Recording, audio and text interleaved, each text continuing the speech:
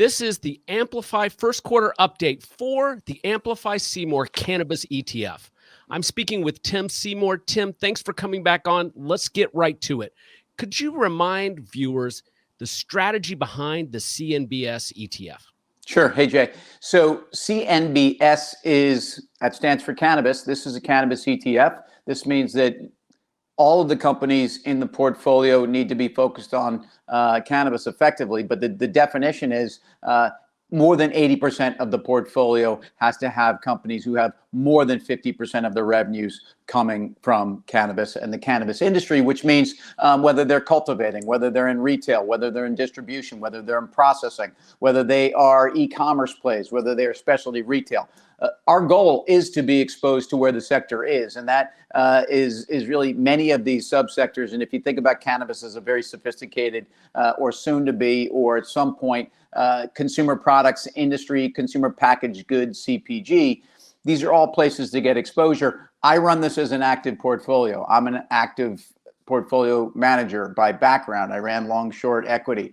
CNBS is an active strategy. We believe to invest in cannabis, you need to be active. And the industry is evolving so quickly, both from the macro and then the bottom up. And then whether it's the IPO calendar, we invest in IPOs, or whether it's corporate governance changes that we feel we're supposed to change with, that's what we do. So before we get into the portfolio, as you look at what happened in the first quarter of this year, what are your takeaways at a high level? For cannabis, the first quarter was a combination of the macro was relatively unchanged in terms of what the expectations were for some type of a federal landmark moment, a headline that says cannabis is going to be legalized across the federal spectrum, which would bring in banking, which would bring in some functional dynamics and some really important technical dynamics for investing in cannabis, which would mean cannabis companies in the U.S. could actually list on U.S. exchanges. They could have access to capital markets. They could raise capital the traditional way. That hasn't really changed. And I'd say the good news for cannabis investors is that we've really reset expectations for that. I think a year ago, when we were doing this, the expectations were very high and the market was significantly higher. And we've done I think a full kind of 180 on that. And that's not a bad thing, because although we know that will be exciting to see that follow through, it's not what we're doing in terms of investing day to day. We're investing in what we believe are the companies best positioned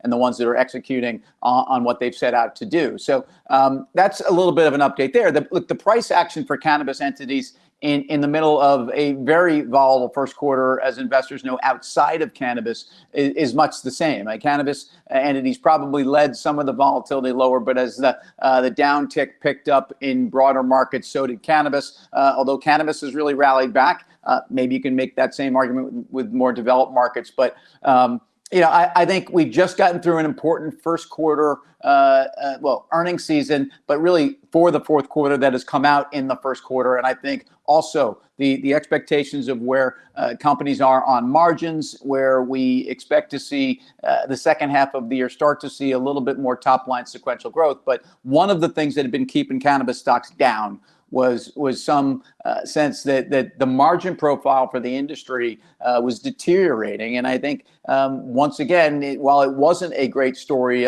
in the first quarter release of these fourth quarter numbers, I think analysts, investors, and the entire kind of cannabis industry have reset these expectations. So diving into the portfolio, Tim, when you look at your ETF CNBS from the subsector level, what changes did you see? We largely stayed exposed to the same subsectors, but what I would say is we probably increased our exposure to the U.S. multi-state operators. We've been slowly adding as much as we can, and we still think that the U.S. is the most exciting and the biggest marketplace. We actually, in the last week or so, added another name to the portfolio, TerrAscend, which is one of the dominant players in New Jersey and in Pennsylvania and in Michigan.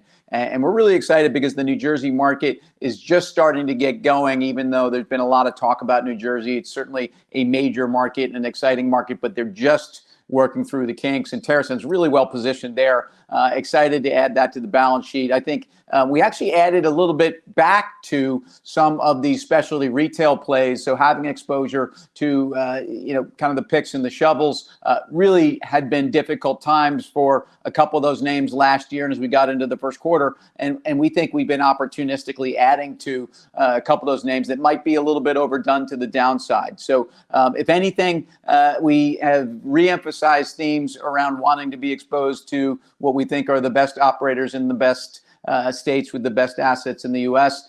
We've probably streamlined our Canadian exposure as well. We're not running from Canada. I think we've actually probably just concentrated a little heavier in Tilray and to some lesser extent of Village Farms and a Canopy Growth. But as we look at the U.S., our largest position is GTI or Green Thumb. We continue to think they have some of the better assets. They're some of the better executors in the space. We have, I think, also been, we talked about exposed to Weed Maps, which is a company that we think is really a way to get exposure to the e-commerce trends that are going on outside of this industry in cannabis. We think they're far and away the largest player. We think that they're really well positioned as the East Coast continues to open up, for example. So you mentioned GTI. For folks new to the space, what do they need to know about GTI?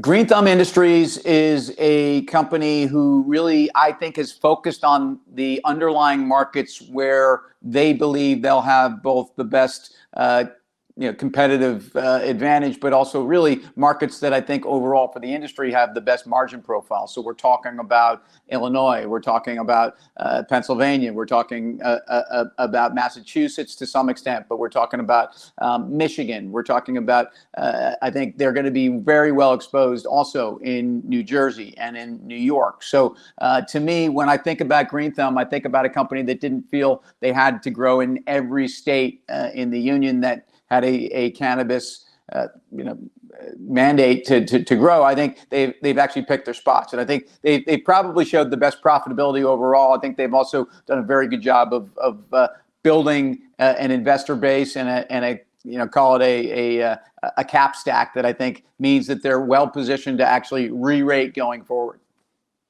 So, Tim, I ask you this question every quarter. We're not looking for a forecast, but what can you see unfolding as we move into the second and third quarter of this year in the cannabis space? Well, I think in the second quarter, there's no question that we're going to have to get a little bit more detail out of Washington in terms of what they're expecting and where at least Chuck Schumer and the Senate majority that the Democrats hold now as we go into midterm elections, how they plan to really play out their strategy as it relates to cannabis, because Chuck Schumer's been a big advocate, but that there's been a very frustrating lack of progress coming out of DC, especially the Senate, which is the most important dynamic right now. The House is on board. The White House claims they're on board. In fact, there was some press out today saying that the Biden administration is actually very disappointed in Congress that there haven't really been better bipartisan follow through. And I that may be a bit of a cop out, because I think we've been disappointed with the White House as well within this industry and their ability to actually push harder. So I think not going to forecast that we get anything. I'm going to tell you that they have to come forward. 420 is a big day for the industry, and I expect we're going to hear from Chuck Schumer and co. Meanwhile, we did have some more progress in the House over the last few weeks. The MORE Act was passed yet again, but there was a research bill that went through Congress and went through the Senate and actually unanimously was approved. And that's actually positive for, I think, moving some of the GOP Senate opposition to cannabis off the ledge and give them an ability to actually think about this process. I think in terms of the companies that we are watching, I think for the most part, it's the same group of companies, but watch out for more M&A. I think we just had a big deal announced with Cresco Labs and Columbia Care. And this was a deal that really on some level puts M&A in focus for a number of other players. Not everybody feels the need that they have to grow, but I think the bigger players are getting bigger, and I think it's going to be harder for other people to make and outflank some of these players. So I think M&A is going to be a big part of this. And then I guess we're just watching a reacceleration of some of this sequential growth. I actually think that we are starting to see a little bit of a rebound in pricing and some of the margin pressure that we saw. I don't know that that's necessarily disappeared, but I think we came through a very difficult period in the fourth quarter, and we're starting to see even in February data that's coming out in April now that February sales data was better than it was in January and better than it was in December. That's good news.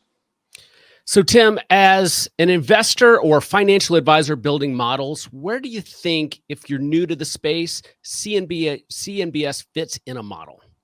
Well, we are giving exposure to investing in cannabis across the sector, and ultimately, as mentioned, believe cannabis is a CPG industry, putting it within consumer discretionary and having some exposure to some of the highest growth you're going to see there, and having some exposure also to new asset classes. And so, I think there's a place to tag cannabis both with high growth, consumer discretionary, kind of new asset classes, thematic, and then certainly there are some trends around both ag and retail and distribution and e-commerce that are a big part of that as well. So for advisors, look, the exciting part about investing in cannabis right now for your clients is that you've got a lot of institutional capital that have yet really to be able to engage in this space. And because of that, very confident that there is a wall of capital that when the feds do allow it to be federally legalized, you're going to see a lot of money flow in from outside of that. That's not necessarily, not trying to give you kind of this FOMO argument, just trying to tell you that if you're investing in the space now, first of all, you're investing after a very difficult period of reassessment or maybe just overly euphoric expectations and a lot of reset here for companies that are growing and that are profitable, especially if you remove some of the federal tax implications of their profitability. Excellent. To learn more about the Amplify ETFs, Seymour Cannabis ETF, please visit CNBSETF.com. That's CNBSETF.com. Tim, thanks for coming on. Thanks, Jay. Great to be here. See you soon.